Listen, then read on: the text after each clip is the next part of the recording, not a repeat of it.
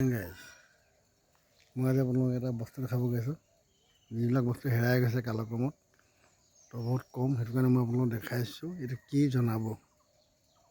কদুৱে হয়, কিন্তু প্ৰজাতিটো কি? কদু বহুত কোৱালিটি আছেতো, চাওকচোন কিনো হয় এইটো।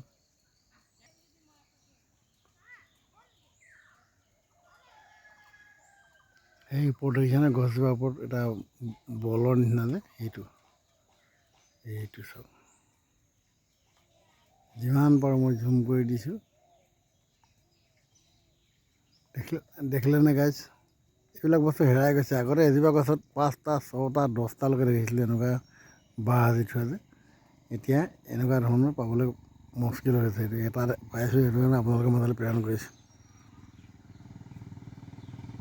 অ'কে গাইজ, কি হয় জনাব।